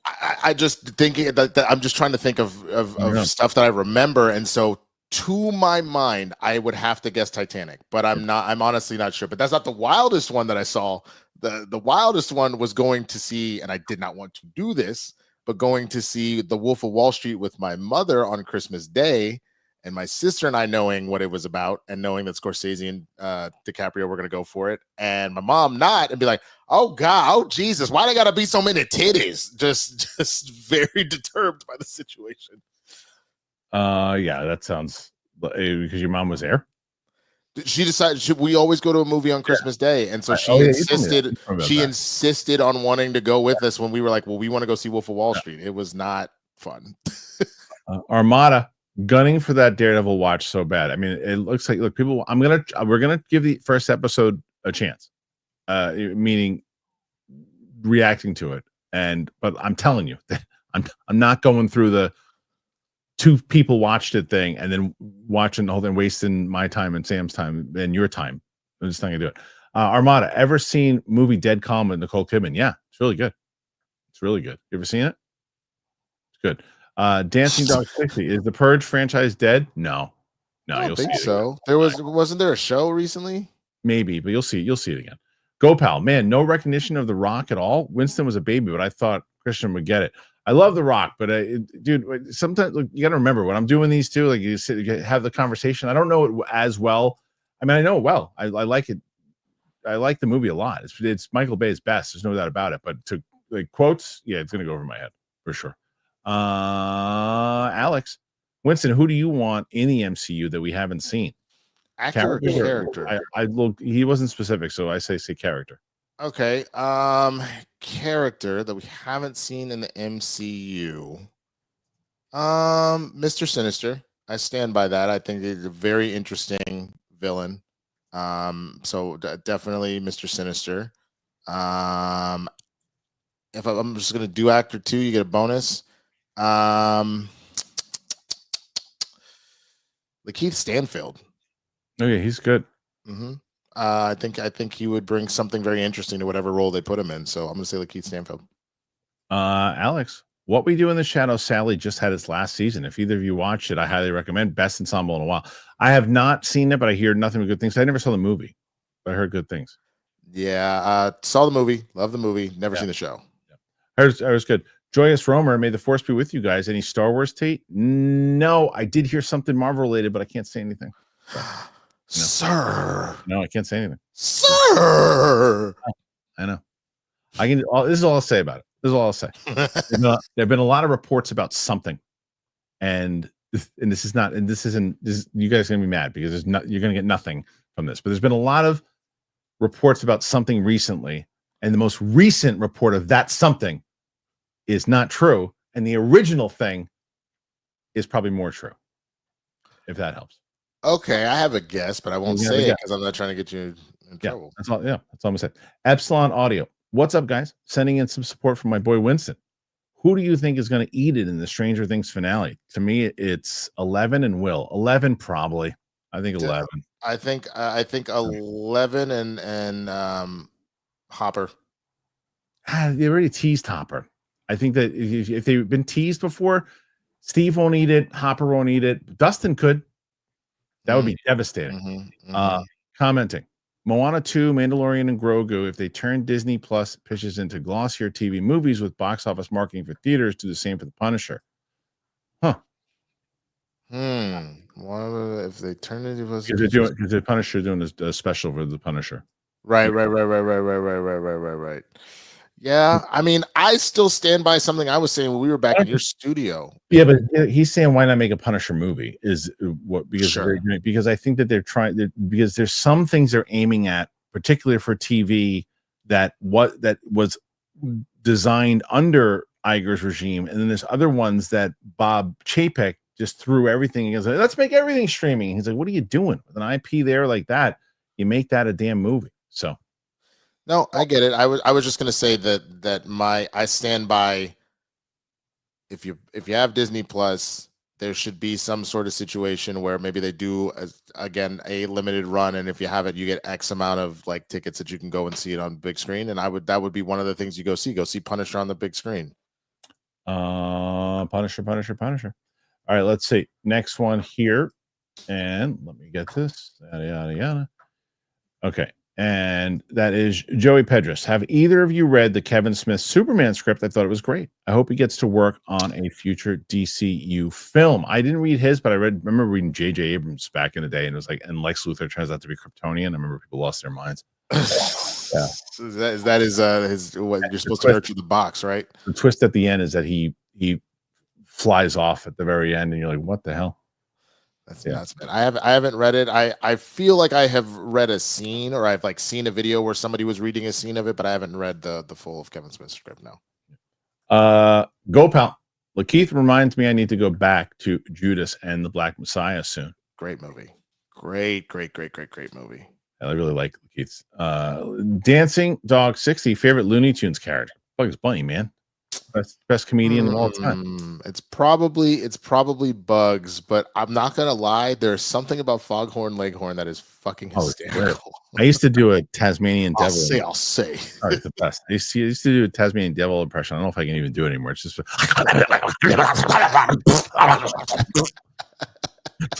that's all I remember. Love. Dude, the Roadrunner and Coyote as well. To do all that with just silence is also fantastic. It's good. All right, Winston, I got to tell you right now, we've come to the end. And I'm short. You are at 63, my friend. Damn, we were close. You were about 30 away to tie.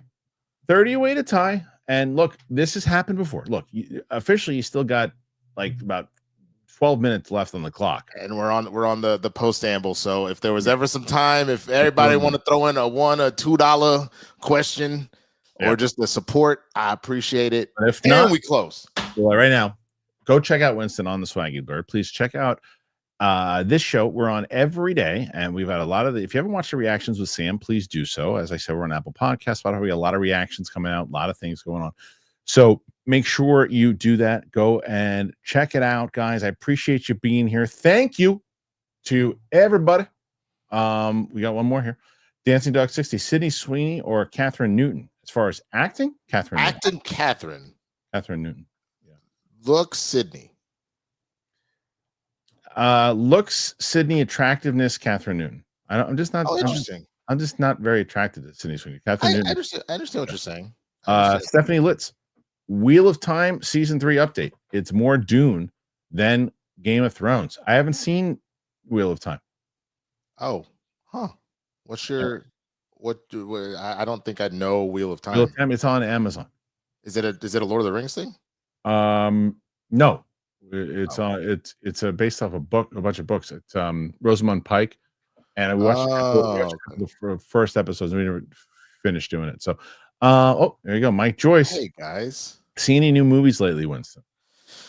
New, no, but I had decided to go back on a Tarantino rewatch recently, just personally, and not do any content with it. I forgot how much I love Reservoir Dogs. Like I already really like Pulp Fiction is one of my top ever. Yeah. But Reservoir Dogs is so good. Have you seen all of Tarantino's movies? Everything except for I didn't finish Once Upon a Time. I need to do that. Oh, so good. Go pal. Did you see Everything Sucks on Netflix? Which one's that? Is that the one where they're kind of doing like the talking head situation? It's similar to like when they did Death to 2020 and all that. Is it like that? Maybe. Armada, Rogers to Pittsburgh. No, did that happen? Oh God, please, Jesus, no. You let me know. Corn Emperor, when will Spill the Tequila become weekly? So I am actually talking to Roca about that right now. We were supposed to speak yesterday, and I think we both got busy. Oh my God! Oh, he's visiting the Steelers, so it's not official yet. He is definitely talking to the front office, though. Okay. I really hope that doesn't happen, but we will see. I think he should retire. But I'm talking to Roca right now. Hopefully, we'll be able to have a conversation later this afternoon, and then that will be something that we're looking to do, is to have that be a regular thing. Dancing Dog 60, thoughts on the Starship Troopers reboot? Wait, what? Really? You look. Let me see. Take a look at that and see if you see that pop up. Go pal. Sydney was in it before getting big. Which one? Okay, I guess it very much is a thing. After announcing a Helldivers movie, Sony is now officially rebooting Starship Troopers. This was 4 days ago. Oh wow. Okay. I mean, yeah, I could see them do that. I could see that now. It's been long enough. Armada adolescent show on Netflix. You gonna watch? Is that another joke? Adolescent. I think it's another joke. Oh, okay. Joey Pedros, Kristian, Winston, have any tips about writing scripts with a writing partner? I believe you worked on some. You got to find the right partner that That's you vibe with. You got to come up with a structure that works for you guys. You got to be able to bounce back and forth and keep your schedule. That's the main thing. Is schedule. I've had 2 big projects fall apart just because life got in the way and we did not figure the schedule back out. So like any habit in life, if you don't find a way to stick to it, then it'll kind of. But the ones that have worked well are because we kept on top of things. Okay, next one here, and that is Dancing Dog 60. Speaking of Tarantino, why did Grindhouse tank? Marketing. It just at that time was. Yeah. Also, I know it was 2 movies together. Did the runtime be almost 4 hours? Essentially, they're both like 2 hours a piece. Yeah, that'll do it too. That's hard to get people to stay in. Go Pal. Everything Sucks is set in the 90s in high school. Oh, all right. Yeah, I don't know anything about that one. Go Pal. Jesse Pye, watching along with Sam makes me so nostalgic. Reminds me of what made me fall in love with the MCU. I think they still got it in them. I do too. They just need to find their way. Jesse, I agree. But yeah, watching with Sam has been magical because she's just so, and I don't tell her anything about it. She does no research on anything. She has no clue what's going on. You got to watch her WandaVision reaction. It's great. Is it really? It's great. It hasn't aired yet, but when it comes out, Dancing Dog 60. Are you watching Celtic City on Max? Good stuff. I haven't. I haven't been. I know I love a good sports documentary. I just don't like the Celtics, so it's hard for me to want to sit down and watch that. Epsilon Audio top 5 Tarantino for me: Pulp Fiction, Kill Bill Volume 1, Django, Inglourious, Once Upon a Time. I would move. I put Django at 5 for me. No, where's Reservoir Dogs? Oh, I don't know. I have to. Well, yeah, and Noah, Inglourious Bastards, Pulp Fiction, Kill Bill Volume 1. I don't know. That's hard. It's hard to rank right now, but like, yeah, it's hard to rank because Reservoir Dogs would be in there for me. I would have Inglourious maybe up a little bit. I would have Once Upon a Time up a little bit. I think Once Upon a Time is brilliant. I think it's brilliant. That's why I need to finish it before I can fully answer. But I would probably go Pulp Fiction, Django, Kill Bill, Reservoir Dogs, and Inglourious Bastards. Currently, as it sits. It's good. Go Pal. I remember I got a feeling from full Freeman redoing Wheel of Time. I think starting in the 3rd book, so it makes sense. Yeah, I mean, I remember you, Go Pal, saying you're a big Wheel of Time guy. So I'm not sure. I'll probably revisit it eventually. I remember liking it for what I saw. Armada, no, I heard Adolescence is amazing. 4 episodes. Oh, there you go. Okay, I have to probably check that one out too. Dancing Dog 60. Think The Matrix has any life in it? Well, they're giving it one shot with Derrickson, right? I think they're doing a remake of it. So, or not remake, but like they're doing a new one with it. So they have a shot. You just got to do it right. I think don't rush it to just go get the money. You know what I mean? No, well, you get it, and they're doing it. I think it's smart to bring on some fresh blood in directing it. Joey Pedros, I've been in a writing mood. What's a film that you believe had a good script but ended up with a terrible end product? Oh God. I wouldn't call it terrible, but it definitely didn't hit the way that I would have liked it to, and that would be Us.